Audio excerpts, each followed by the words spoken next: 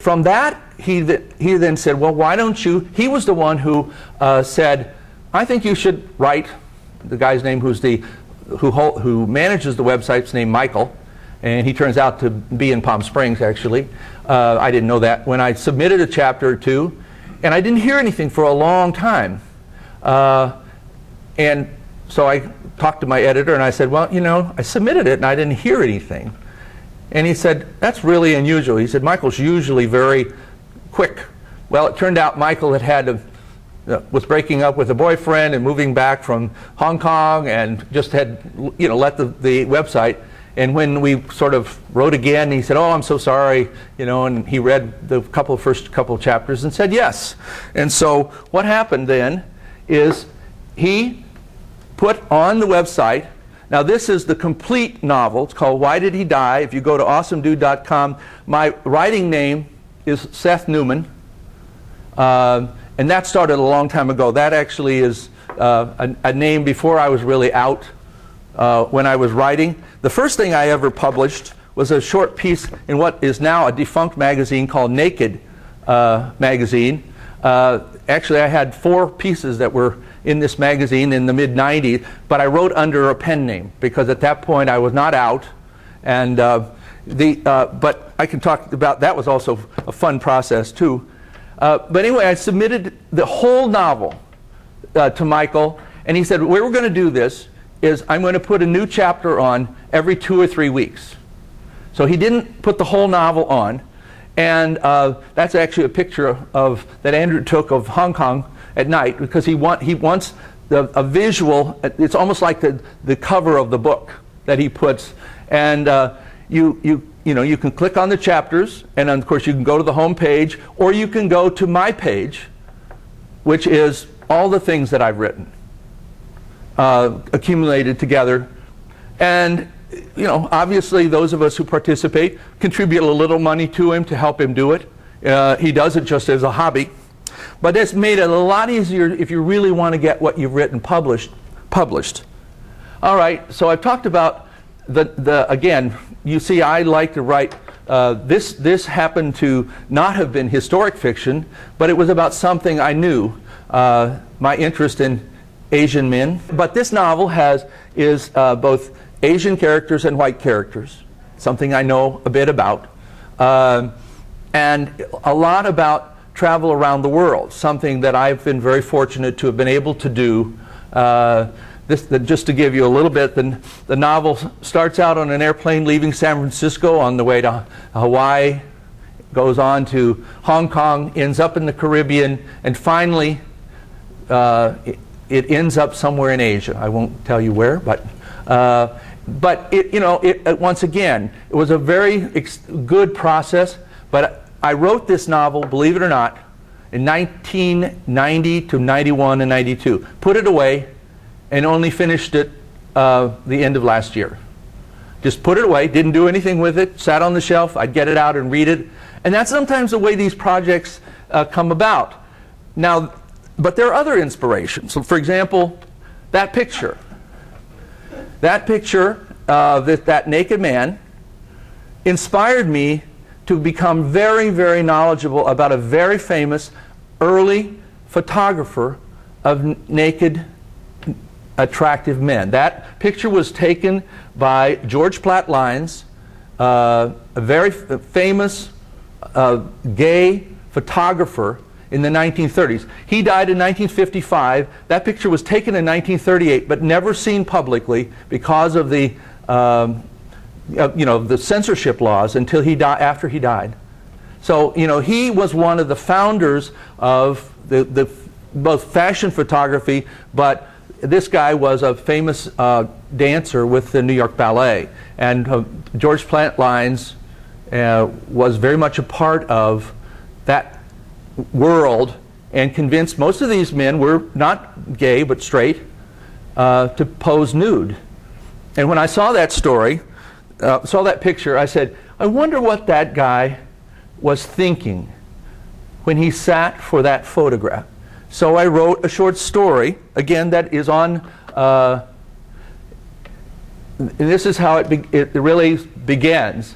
A bead of sweat slips down from my armpit.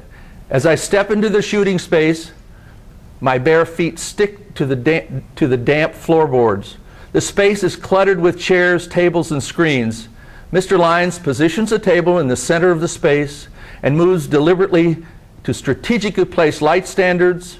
His movements are smooth and economical. His graying hair is combed upward with every strand in place. And then the story goes on to sort of reveal how I thought this young man might have felt with his clothes off in front of the camera at a time when that just wasn't done at all. And that particular piece was first published on the Rainbow Community Writing Project website when it was still up and going. But at the same time, I wrote an essay that went along with it. And what was the motivation? Well, George Platt Lyons was born in 1907, and in 2007, in April, it was the anniversary of his 100th birthday. And so I wrote this, an essay, which also was published in the Rainbow Community Writing Project website. And it says, and you can see the difference here. A gay man in the early 21st century has a difficult time connecting with the trepidation that a young dancer named Nick Magellanis felt as he walked into the studio of George Platt Lyons on Madison Avenue in New York City in 1938. The professional skill and the engaging manner of one of the most vibrant photographers of the 20th century convinced these young men to shed their clothes and be photographed. You see the difference between, as I did in the photograph, you're painting a picture with words. In the essay, you're giving your opinion. There's the difference between the two forms of writing. And but as I say, they both, this went on to talk about George Platt Lyons, and he was actually part of a very famous menage a trois, three gay men who lived in Paris in the 1920s, and all three of the men, were lifelong friends, lived in New York City, and I actually knew, believe it or not, the brother of one of the three men in this menage a trois, not George Platt Lyons' family, but another one of them. And what motivates you? I saw a book review in the New York Times book section. That motivated me to find out who George Platt Lyons was. That motivated me to say, I want to write something about what he has done. So that's another thing. Another type of writing is the essay, or now what we call op-ed piece. And what I was talking about a moment ago, painting with words. The one thing you want to think about when you write is you want to show, you don't want to tell. I went here, I did this, and this is what I ate, this is what the weather was. I don't care about that. I care about the words that you're painting. You look out the window, the clouds are floating by,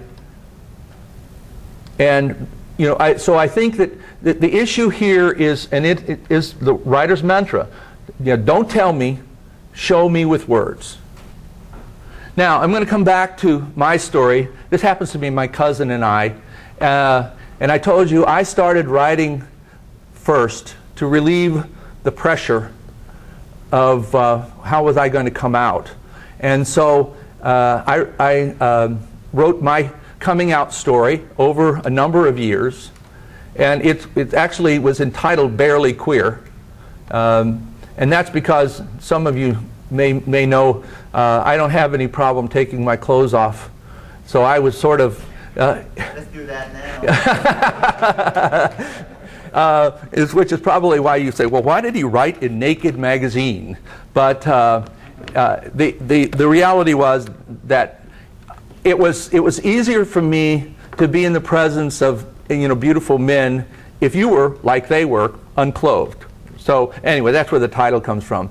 But I started my story originally telling, this is where we did this, this is what happened to me. But then I went back and said, no, that's not very interesting. Not even to me it's not interesting. So I started out the Barely Queer story, which is my coming out story. It's just for me. I haven't shared it with anybody, by the way, except my former wife who found it and read it. And that led to our separation, which was fine. It was about all ready to happen anyway.